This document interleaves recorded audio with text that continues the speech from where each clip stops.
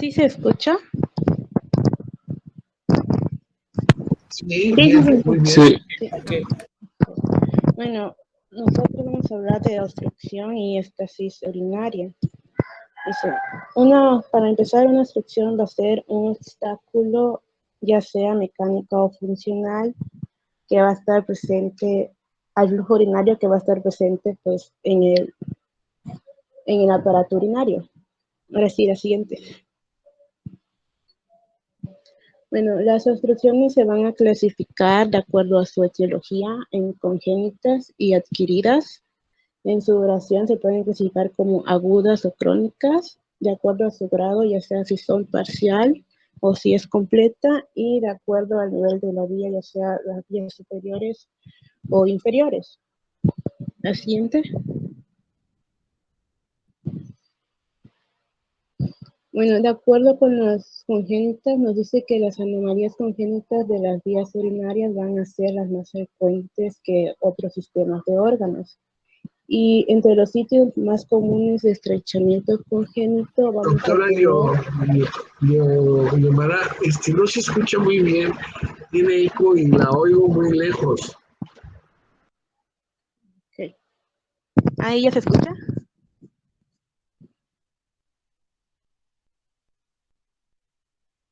se escucha No. bajito. No, ya tiene todo el volumen. ¿Ahí ya? Ahí se oye Sí, mejor, doctora. Ok. Bueno, como les decía, entre las anomalías congénitas, estas van a ser más comunes en las vías urinarias, y entre los sitios más comunes de estrechamiento congénito vamos a tener lo que es el meato externo, la uretra distal, las válvulas uretrales posteriores, los uréteres ectópicos, los ureteroceles y en las uniones ureterovesicales y las ureteropélvicas. La siguiente. Bueno, en las adquiridas nos dice que estas pueden ser primarias o secundarias, ya sea a una lesión retroperitoneal que van a invadir o van a comprimir lo que es la vía urinaria. Los más comunes que vamos a encontrar van a ser lo que es una estenosis uretral secundaria, ya sea a una infección o una lesión, también una hiperplasia prostática benigna o ya sea un cáncer de próstata, un tumor vesical, también la compresión de los uréteres, un cálculo ureteral o la fibrosis retroperitoneal. La siguiente.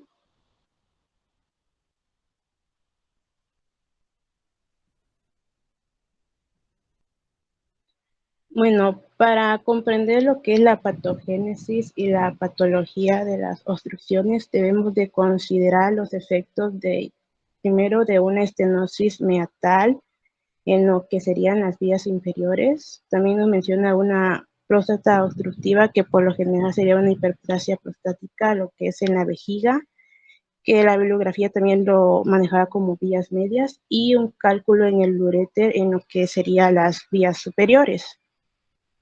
La siguiente. Bueno, en el caso de las vías inferiores, como mencionaba antes, da el ejemplo de una estenosis meatal, y aquí vamos a tener que la presión hidrostática proximal a la obstrucción va a causar que haya una dilatación de la uretra. Entonces la pared de la uretra se puede volver más delgada y esto puede conllevar a que se haga un divertículo. También nos menciona que si la orina se vuelve infectada, puede ocurrir ya sea extravasación, y así también nos puede producir lo que es un acceso periuretral. La siguiente.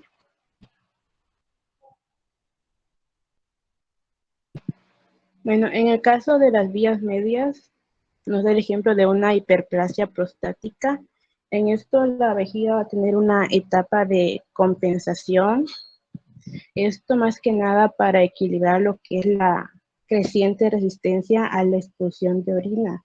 Por lo tanto, va a haber una hipertrofia de lo que es la musculatura de la vejiga, y por lo tanto va a ser posible que haya un vaciado de esta.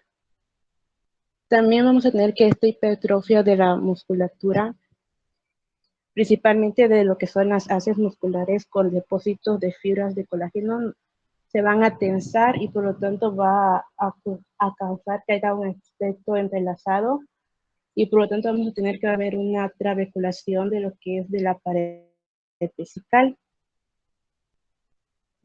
Y nos mencionaba que la presión intravesical normal va a ser de 30 centímetros de agua en lo que va a ser al principio de una micción y por lo tanto, pero que es debido a las trabéculas que ya se habían formado, estas presiones se van a aumentar de 2 a 4 veces más, por lo tanto, estos van a hacer que se empuje a la mucosa y se van a formar lo que son las celdillas, como podemos observar en la imagen. Y nos menciona que si estas celdillas fuerzan su paso por completo a través de la musculatura de la pared vesical, también se pueden formar lo que son divertículos. Y en el caso de que haya la presencia de una infección aguda en lo que es la mucosa, esta se puede enrojecer y se puede volver edematosa y también nos puede conllevar a que haya un reflujo vesicouretral temporal. La siguiente. Y vamos a tener lo que es la etapa de descompensación.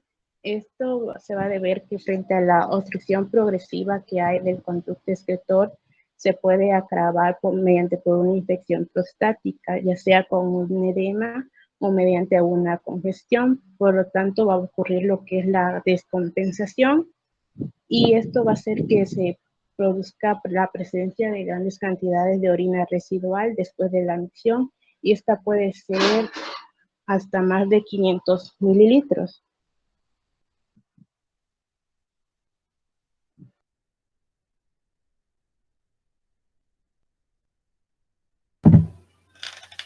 Bueno, ahora vamos a continuar con la patogénesis de las vías superiores. ¿Le puedes dar la siguiente, por favor?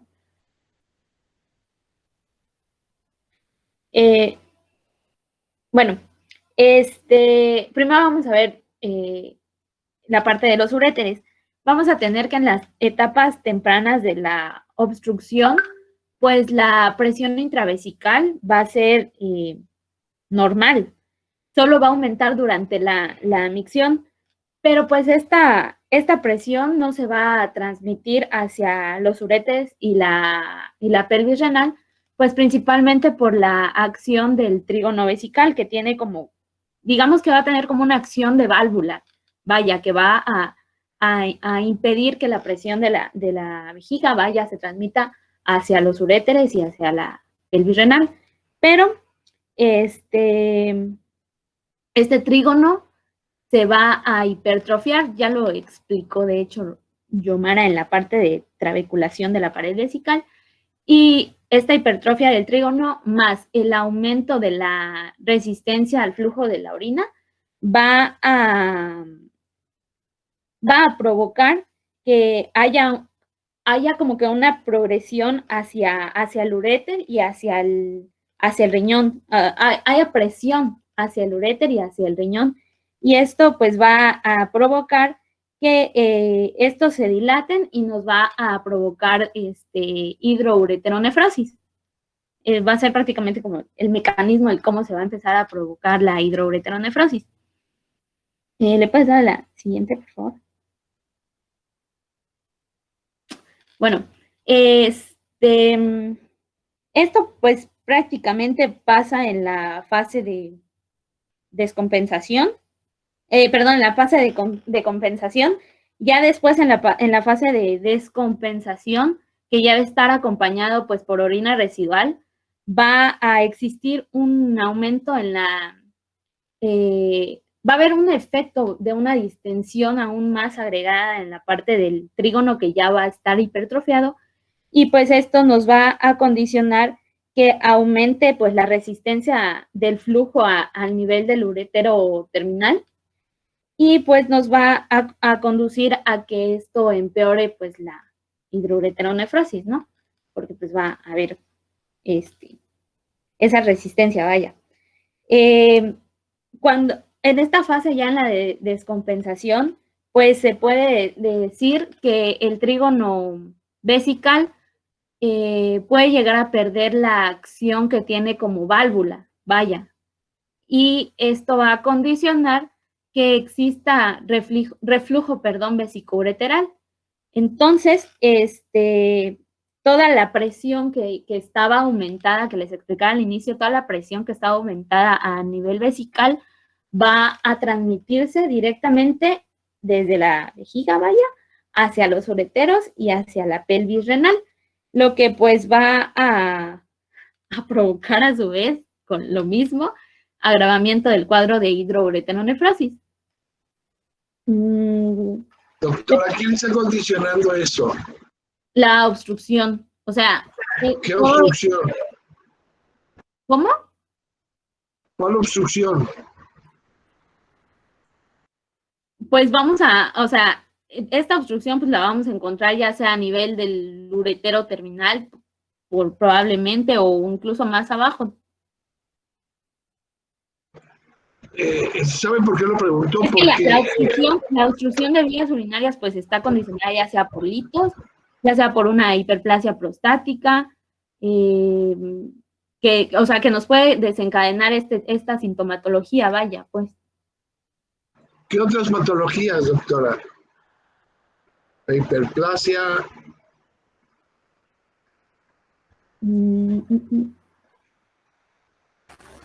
¿Qué otra cosa? Los tumores vesicales. ¿Mande? Los estenosis Los tumores, tal vez. Los tumores, ¿qué más? Pueden ejercer efecto de masa.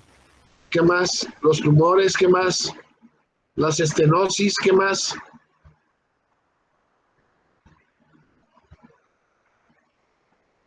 Los cálculos,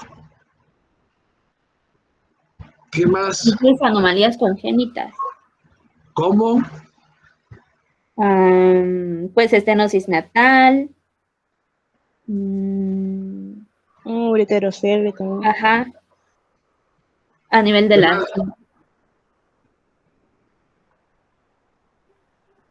Mielomeningocele. ¿Por qué? Porque esto nos puede condicionar a estasis urinaria por daño en la raíz. ¿Una vejiga neurogénica? Ajá, pues es que esto nos va ajá, sí, prácticamente, por el daño en las raíces. Las valvas uretrales posteriores. Sí, también. También, bueno, todas estas patologías o son congénitas o son adquiridas. La hipertrofia prostática obstructiva en el hombre es una patología muy frecuentemente nos va a condicionar obstrucción urinaria en el transcurso de nuestra vida. Y eso va a depender de los grados de obstrucción. Ahora, ¿qué tenemos que valorar en este caso? Si el paciente empieza con sintomatología obstructiva baja, puede tener dos caminos. Uno, hacerse crónico y el otro, hacerse agudo. Ya lo vamos a ver más adelante. Pero lo importante es las condiciones en las que se va a transformar la vejiga en relación a anatómicamente qué es lo que le va a pasar a una vejiga. Tiene dos caminos. ¿Cuáles son, doctora?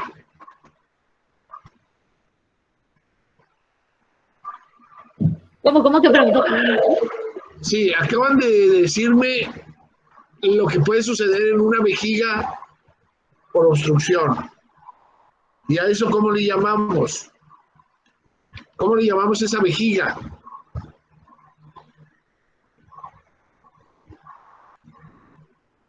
Con trabeculaciones, con divertículos, con celdillas. ¿Cómo le llamamos?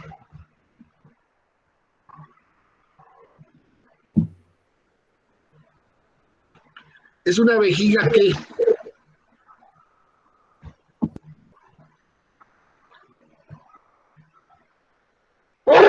Perdón. Es una vejiga que contracturada. Es una vejiga de esfuerzo, pero que empieza a engrosarse el músculo. Este tipo de vejigas condicionan muchas veces perdón, muchas veces producen reflujo vesicoureterales por, por modificaciones de los meatos por esfuerzo de vaciamiento vesical. Y el otro tipo de vejigas, ¿cómo se le llama? Vejiga que también es una vejiga retencionista, pero que afortunadamente es la más frecuente. Las vejigas que hipotónicas o de gran capacidad. Porque me están poniendo una vejiga en la que por la misma obstrucción se hace pequeña, se hace engrosada el músculo, y en la otra vejiga va a ser una vejiga que se va a distender, que no va a tener fuerza, que va a perder el músculo se va a hacer delgadito y su capacidad vesical va a ser mucha. Y se presenta en la misma patología, en las obstrucciones urinarias bajas, ya sea por cáncer de próstata, cáncer de cuello vesical, cáncer vesical, por cálculos, por hipertrofia prostática obstructiva benigna, por estenosis, por contracturas de cuello. Todo esto nos está condicionando una obstrucción urinaria baja. Y se va a comportar de forma diferente cada una de ellas. Es difícil que una persona que tiene una vejiga de gran capacidad tenga reflujo. Es más frecuente las vejigas de poca capacidad y de contractura muscular. Eso quiero que lo tengan siempre presente.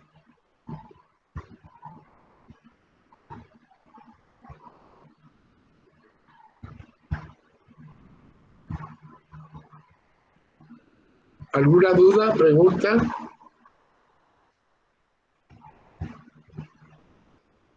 No, doctor. Doctora Elisa. No, doctor. Continúe, por favor. Disculpe que la haya interrumpido. No, ¿qué me quedé? Bueno, pues me había quedado en el que, pues debido a la descompensación que va a haber en el trígono, pues va a perder prácticamente la acción que va a tener tipo válvula, por así decirlo, y va a producir reflujo vesicoureteral. Esto pues nos va a agravar el cuadro de hidroureteronefrosis, y de manera secundaria, pues esta presión que ejerce el reflujo hacia arriba, en este caso, vaya, va a provocar que los ureteros se dilaten, vaya, y por la acción que van a tener de empujar la orina hacia abajo, pues va a provocar que el uretero pues se elongue y se distienda más, pues, pero pues esta elongación que va a tener el uretero va a provocar también que hayan tortuosidades, y ya en estas tortuosidades pues puede que se empiecen a desarrollar bandas de tejido fibroso que pues ya nos van a condicionar una obstrucción secundaria. Ya, si se dan cuenta en la imagen, la imagen del centro ya es cuando tenemos el uretero pues dilatado, tortuoso, e inclusive a veces se pueden llegar a dilatar tanto el nivel de ureteronefrosis, pues puede ser tanto que se puede llegar a confundir incluso con un asa intestinal el uretero. Y a veces pues por las bandas de tejido fibroso que se han formado, a pesar de que corrijamos como que el problema primario de obstrucción, ya se puede decir que va a quedar así, vaya, por las tortuosidades extras que va a generar estas bandas de tejido fibroso. Más que de fibrosis, si no corregimos el problema obstructivo bajo, el daño en el parénquima renal es progresivo y es y muy va a quedar sin vía urinaria superior el paciente. Eso sucede también dependiendo de los grados, que mañana lo vamos a ver, de los grados de reflujo vesiculolateral. Hay grados que se pueden manejar conservadoramente y hay grados que se tienen que manejar quirúrgicamente. En este caso, si no quitamos el problema obstructivo inferior, entonces vamos a tener repercusiones en el tracto urinario superior. Y una vez que empieza a tener dilataciones grado 4, grado 5, pues ese paciente puede ser que quirúrgicamente con un reimplante y desobstruyendo se mejore, pero en algunas ocasiones se tiene que hacer remodelación en el uréter por estar tan dilatado este órgano, y queda con repercusiones, queda con infecciones, queda con algunos trastornos. Entonces sí es importante establecer los diagnósticos de obstrucciones urinarias para poder resolver lo más pronto posible el problema. Hay estenosis severas en la unión ureteropiélica que hace hidrocalicosis severísimos, que puede ser que pierda el órgano, el riñón, por una estenosis de la unión ureteropiélica. O puede tener una pelvis intrarrenal muy grande, una pelvis intrarrenal con una estenosis severa que también nos puede producir gran daño en el parénquima renal. Ahí tiene las imágenes usted, tenemos las imágenes, lo que nos estaba explicando usted.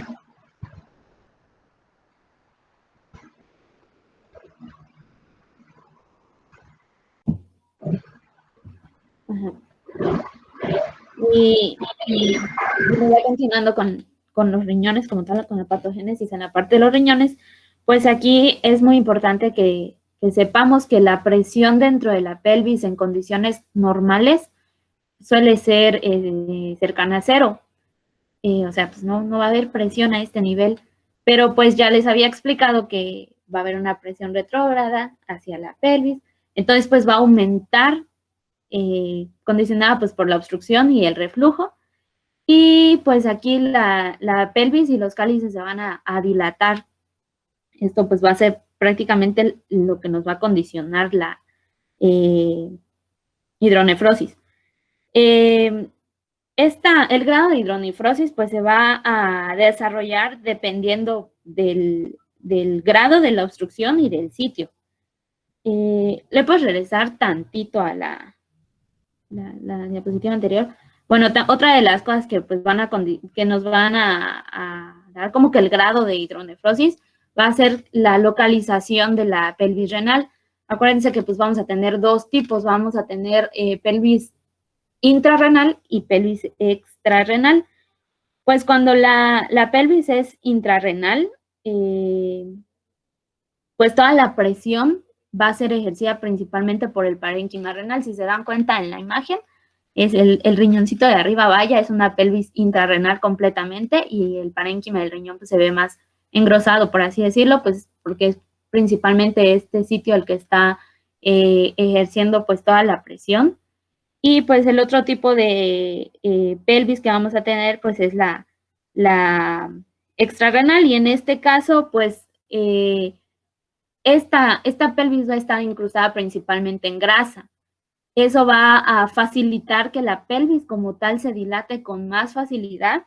Entonces, la presión que va a ejercer para que la orina salga, por así decirlo, no va a estar completamente a nivel del parénquima. Por eso es que el riñoncito de abajo se ve como más chiquito, pero pues la pelvis está más dilatada, pues por lo que les explicaba, que en la parte de la grasita donde está incrustada es más fácil que se dilate, y pues se van a incluso hasta descomprimir con más facilidad los cálices.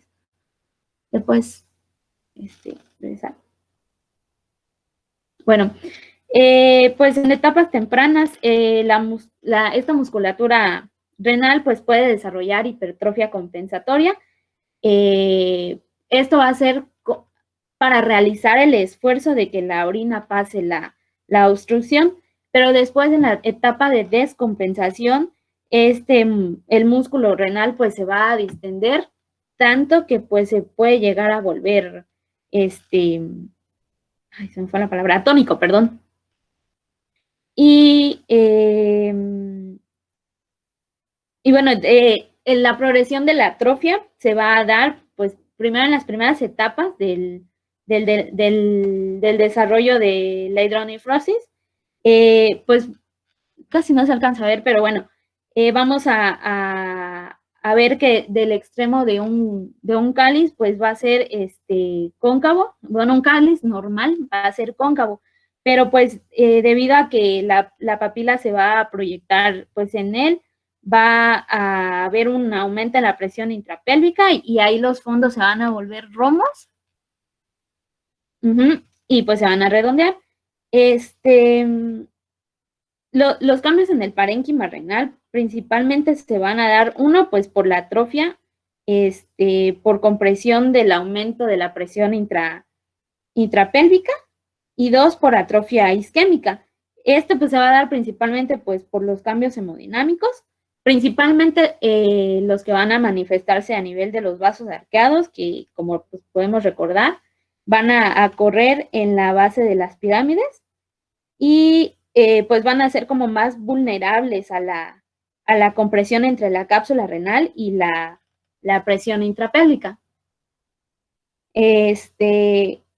Y pues también tenemos que recordar que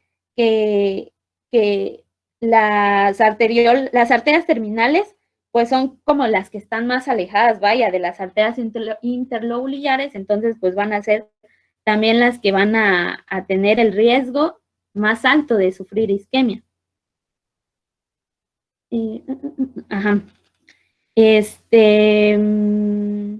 También el aumento de esta presión pues se va a transmitir hacia los túbulos y pues estos van a condicionar que se dilaten y pues las células se atrofian por isquemia. Aquí pues es muy importante mencionar o recalcar que en algunas patologías, bueno, no son patologías, sino que simple y sencillamente de manera congénita, algunas pelvis y cálices pueden llegar a ser espaciosas y pues se pueden llegar a confundir con hidronefrosis. Pero pues viene siendo hasta cierto punto normal. Y, ¿qué más? Bueno, cuando va a haber hidronefrosis unilateral, solo cuando en las etapas ya más avanzadas, pues va a haber atrofia hidronefrótica. Pero pues esto es algo como que no tan usual, por así decirlo, porque pues, por ejemplo, en este caso, los riñones, a diferencia de otros órganos secretores, que pónganse que cuando se obstruyen, pues dejan como que de secretar o de realizar su función normal y pues esto les va a causar atrofia primaria. El riñón no. En el riñón digamos que es como que la excepción de que cuando se obstruye, pues iba a seguir generando orina. Por eso es que se condiciona la hidronefrosis, porque no va a detener pues la producción de orina. Y esto pues se va a dar principalmente porque tenemos que a nivel de la pelvis renal pues se va a reabsorber líquido y sustancias solubles. Pero pues cuando la presión es como que muy elevada, va a activarse como cierto mecanismo de defensa que va a provocar que pues toda esa orina, que ocurra un escape y extravasación hacia el intersticio. Y ya pues a este nivel, esta orina que va a estar ahí extravasada pues va a ser absorbida por los linfáticos, por la vía linfática. Entonces, esto pues va a hacer que la presión de la pelvis otra vez caiga y pues por eso es que se va a seguir produciendo orina y por eso el cuadro de hidronefrosis va a seguir agravando porque pues no va a dejar de realizar su función primaria, vaya. Sí, esa etapa es transitoria, doctora, y es muy corta. No, Sí. no podemos mantener un riñón en buenas condiciones con presiones tan altas, porque se empieza a isquemiar el riñón, empieza a compensar linfáticamente, pero se empieza a necrosar, empieza a faltarle riego sanguíneo al parénquima renal y se empieza a dañar importantemente. Ahora, los únicos que se pueden recuperar son los niños, de ahí ningún otro.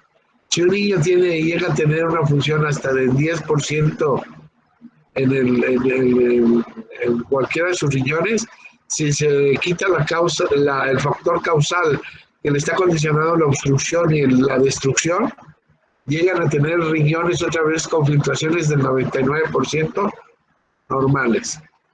Después de los 12 años, todo lo que se pierde, ya no se recupera. Entonces siempre hay que tener mucho cuidado no pasa nada, sí pasa. Ok. Y bueno, ya para terminar, solo es para recalcar que cuando se da una hidronefrosis unilateral, pues el riñón normal va a presentar una hipertrofia compensatoria. De hecho, se ve en la siguiente imagen. Dale, por favor, Milton. Milton, el siguiente, por favor. Ahí. Pues si se dan cuenta, ya las imágenes de arriba es en las primeras etapas de la hidronefrosis unilateral y a las segundas, pues, es donde se ve los riñones normales, por así decirlo, crecidos, en donde desarrollaron hipertrofia para pues, realizar la cierta actividad del riñón dañado. Y pues es importante aclarar que cuando ambos riñones están alterados, pues va a ser, la función va a ser por igual. Ahí ninguno va a ejercer más función que el otro. Y creo que todo, es todo. Creo que no se me olvidó nada.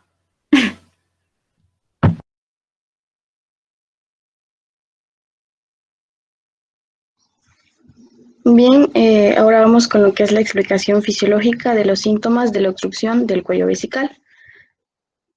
Para empezar aquí, nos menciona que hay hipótesis para explicar lo que es el síntoma conocido como prostatismo, que se va a ocasionar o que ocurre con la obstrucción vesical pues, progresiva.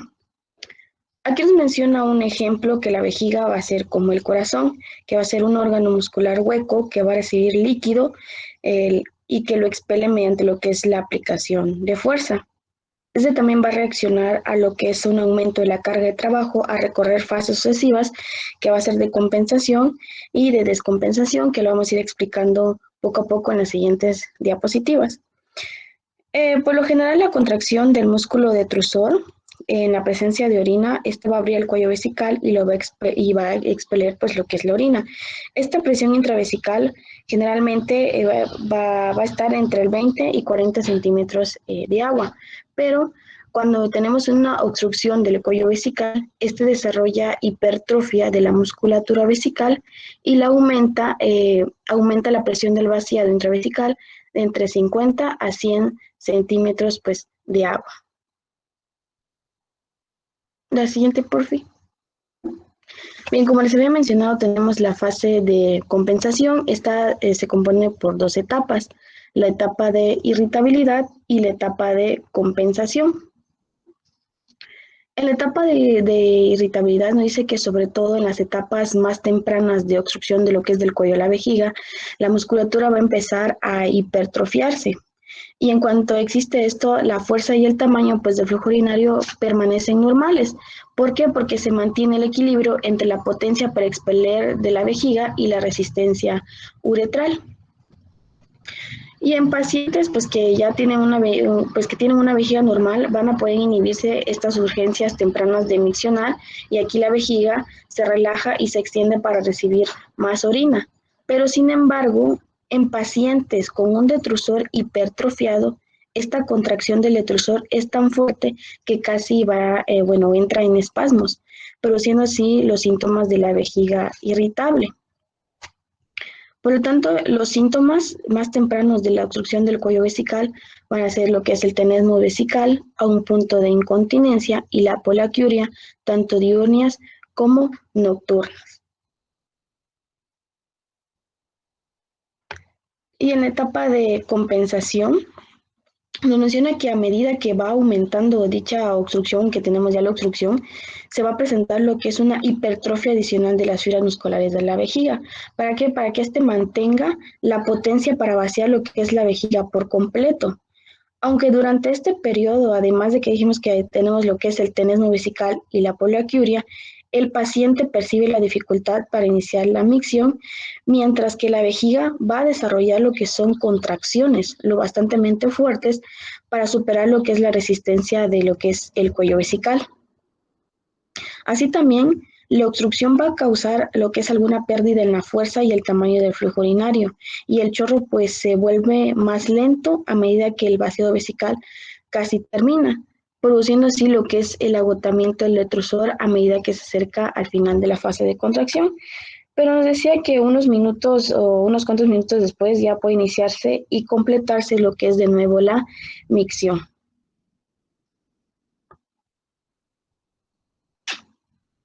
Bien, ahora la fase de descompensación, pues también va a tener lo que es la descompensación aguda y descompensación crónica. En la descompensación aguda menciona que un llenado rápido de la vejiga por una ingesta elevada de líquidos o una distensión excesiva del detrusor puede lo que es imposibilitar de manera temporal el tono del músculo vesical compensado, causando así lo que es mayor dificultad para la micción, con problemas marcados para iniciarla y la necesidad de crear una tensión para ello, o sea, provocando un flujo muy débil y pequeño. Y la terminación pues de este chorro, antes de que vacía por completo la vejiga, va a formar lo que es una orina residual y por lo tanto puede ocurrir la retención de agua y súbita o completa de lo que es la orina. El siguiente, por favor. Bien, y en cuanto a la descompensación crónica, a medida que va aumentando el grado de obstrucción, se va a desarrollar lo que es un desequilibrio progresivo entre la potencia de la musculatura vesical y la resistencia uretral. Por lo tanto, aquí se vuelve cada vez más difícil de expeler toda la orina durante la fase de contracción del detrusor, provocando que los síntomas de obstrucción pues se vuelvan mucho más marcados. Y aquí la cantidad de orina residual pues aumenta de manera gradual y esto reduce la capacidad funcional pues de lo que es la vejiga. Doctora, en las etapas de compensación o descompensación crónica,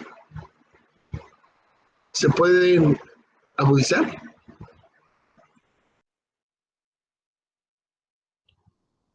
¿Cómo, doctor? Que en las etapas de descompensación crónica de un crecimiento prostático obstructivo que ya tiene mucho tiempo y que es crónico, y al descompensarse, ¿se puede agudizar? Probablemente. No, sí se descompensa. ¿Cómo se va a descompensar? ¿Cómo se va a ver que se complicó?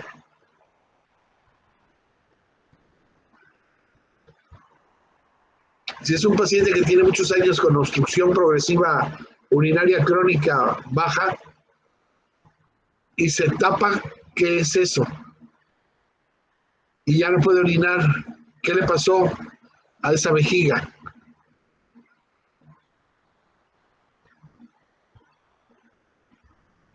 se descompensó y tuvo una agudización de su cuadro con retención aguda de orina. Porque son pacientes que vienen formando orina residual constantemente. Son pacientes que vacían poco y su capacidad vesical es poca. ¿Por qué? Porque lo que orinan es poco y queda prácticamente toda la orina en la vejiga. Ajá. Entonces, cuando se cansa esa vejiga o se cansa el detrusor, la patología crónica que tienen estos pacientes se agudiza y caen en retención aguda de orina. Esa es la historia natural del crecimiento prostático obstructivo crónico. Ahora, ¿qué puede pasar en una obstrucción aguda? ¿Por qué se obstruye un paciente?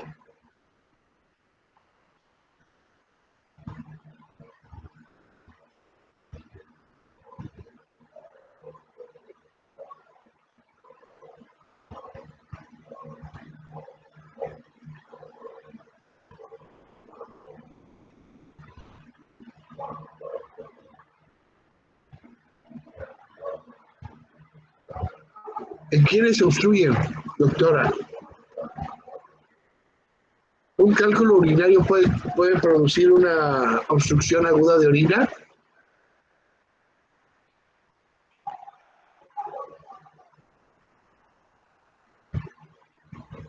Doctora Elisa, Karen, perdón, doctora Karen.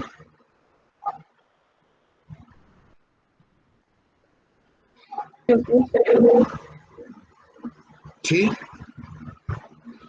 Entonces, no nada más es yo sé que estamos hablando de la vejiga, pero hay que agregar otros elementos que nos pueden condicionar a los cambios urinarios progresivos o agudos.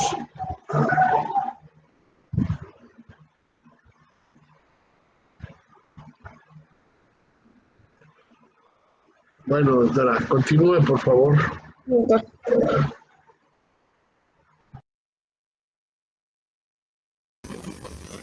Bueno, pues vamos a continuar con los síntomas. Vamos a comenzar con las vías inferiores y medias. Pues bueno, los síntomas de obstrucción de las vías inferiores y medias van a estar clásicamente tipificadas por los síntomas que se encuentran clásicamente en una estenosis uretral, en una hiperplasia prostática benigna, en una vejiga neurogénica, en un tumor vesical, etc. ¿Y cuáles van a ser estos síntomas principales? Pues van a ser la dificultad para iniciar la micción, la menor fuerza y el tamaño del flujo, y pues la probable presencia de goteo terminal. Ahora bien, igualmente vamos a poder encontrar como síntoma la hematuria, que pues como bien sabemos la hematuria puede ser de tipo parcial, de tipo inicial o terminal o total. En el caso de que sea una hematuria de tipo parcial, puede ser indicio de una probable estenosis. En el caso de que sea una hematuria inicial o parcial, pudiera ser una congestión prostática, o en el caso de que sea una hematuria de tipo total, se podría encontrar evidencia de un tumor vesical. Ahora bien, otros síntomas que probablemente no son principales como los que acabo de mencionar, pero que igual se presentan, son pues el ardor al orinar, la disuria, orina turbia, que pues es debido a complicaciones por una infección, y pues en algunas ocasiones retención urinaria aguda. Ahora bien, en cuanto a las vías superiores, los síntomas de obstrucción se van a tipificar en este caso por síntomas de estenosis ureteral o cálculos ureterales o renales. Digamos que las quejas principales son el dolor en el flanco que irradia a lo largo del uréter, la probable existencia de hematuria total macroscópica, probablemente por cálculos, síntomas gastrointestinales, escalofríos, fiebre, ardor al orinar y orina turbia con el inicio de la infección, que pues es la secuela común a la obstrucción o un probable reflujo vesicoureteral.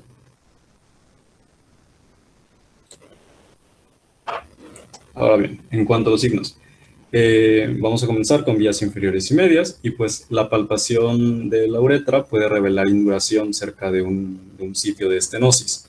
La exploración rectal también puede mostrar cierta atonía del esfínter anal, esto ocasionado probablemente por daño a las raíces del nervio sacro, o también puede haber evidencia de hipertrofia benigna o maligna de la próstata, encontrándose también distensión vesical. Aunque la observación de la fuerza y el calibre del chorro urinario permite un estimado general del flujo máximo, la velocidad puede medirse por varios medios, por así decirlo. Se puede usar como tal un flujómetro de orina o una maniobra más simple que es de la cual se desbordan estos datos que puse en la diapositiva. Ahora, ¿cómo se puede medir el flujo máximo de orina? Se le puede pedir al paciente que empiece a orinar. Cuando se observa que se alcanza el flujo máximo, se interpone un contenedor para recolectar la orina y al mismo tiempo se va a activar un cronómetro. Después de 5 segundos exactos, se va a retirar el contenedor y pues se va a evaluar los datos.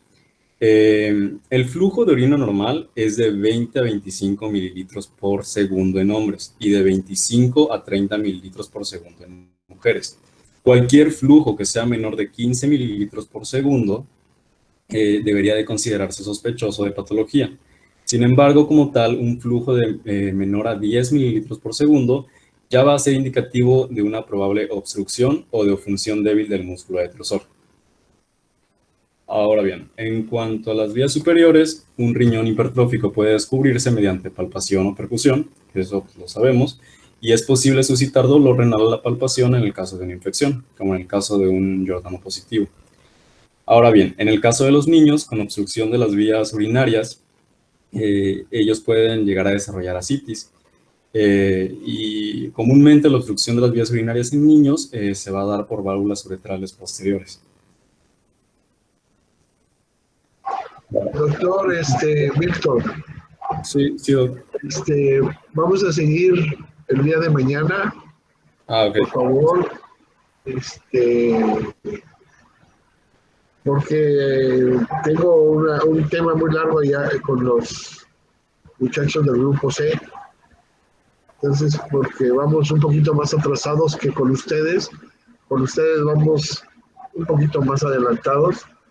No me quiero atrasar mucho para que el lunes sea el examen para los dos grupos. Mañana continuamos y continuamos parte del reflujo, que no es tan largo.